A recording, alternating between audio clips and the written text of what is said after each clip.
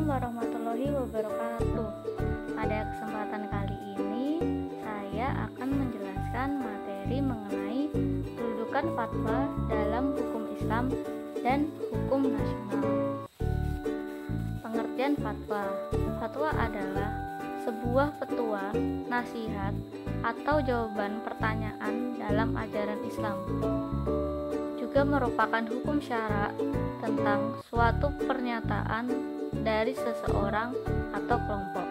Pendapat ulama merupakan respon terhadap pertanyaan atau situasi yang ada pada zamannya yang muncul karena perubahan yang dialami oleh masyarakat sebab pola hidup dari hasil ijtihad sehubung dengan peristiwa hukum yang diajukan pada zamannya, atau juga bisa diartikan sebagai sebuah keputusan atau nasihat resmi yang diambil oleh sebuah lembaga atau perorangan yang diakui otoritasnya, disampaikan oleh seorang mufti atau ulama sebagai tanggapan atau jawaban terhadap pertanyaan yang diajukan seseorang atau kelompok. Nah, apa sih syarat yang harus dimiliki oleh seorang mufti? Mufti itu apa? Mufti itu adalah pemberi fatwa.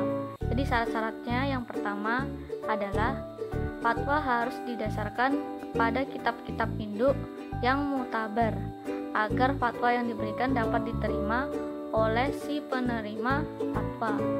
Apabila ia berfatwa berdasarkan qaul seseorang alim, maka ia dapat menunjukkan dasar atau sumber pengambilan fatwanya itu. Dengan demikian, ia terhindar dari perbuatan yang salah dan bohong. Yang ketiga, seorang mufti harus mengerti atau mengetahui berbagai macam pendapat ulama agar tidak terjadi kesalahpahaman antara ia dan penerima fatwanya.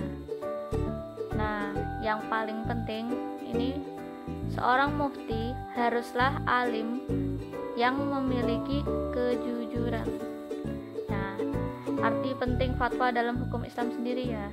Jadi, dalam lembaga itu ada dua interpretasi hukumnya.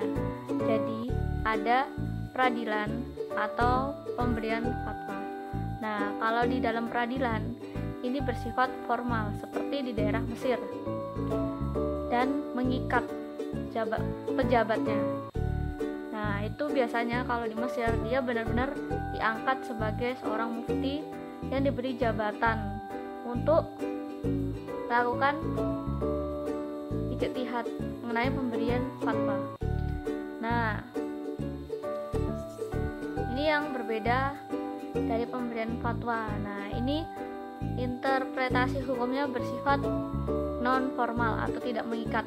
Contohnya seperti apa? Nah, contohnya seperti lembaga-lembaga di luar ini, semisal Majelis Tarjih Muhammadiyah. Nah, itu biasanya bersifat non formal. Jadi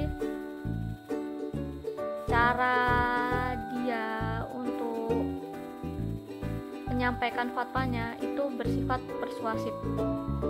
Nah, adapun yang semi formal. Nah, semi formal itu seperti apa di Indonesia ini? Ya, jadi kalau semi formal itu lembaganya seperti MUI atau Majelis Ulama Indonesia. Nah, kenapa sih IFTO itu memiliki arti penting bagi hukum Islam?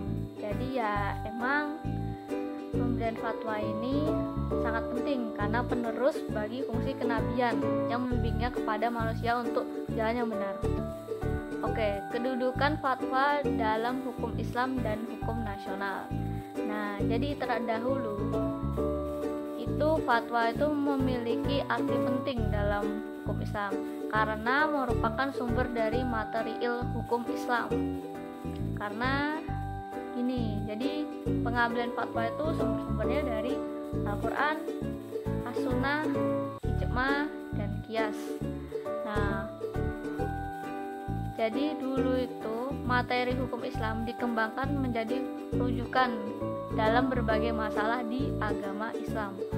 Walaupun begitu, fatwa tidak memiliki daya ikat seperti daya ikat yang dimiliki putusan hakim. Contohnya, di Indonesia seperti fatwa-fatwa Majelis Ulama Indonesia di bidang ekonomi syariah.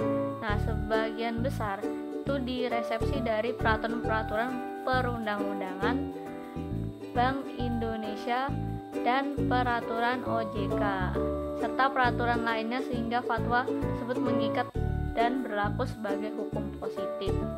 Nah, apabila fatwa tidak dituang dalam suatu bentuk peraturan perundang-undangan, maka ia tidak memiliki kekuatan hukum dan karenanya tidak dapat menjadi pijakan yuridis dalam suatu kegiatan bisnis syariah. Mungkin sekian dari saya, kurang lebihnya mohon dimaafkan. Terima kasih. Wassalamualaikum warahmatullahi wabarakatuh.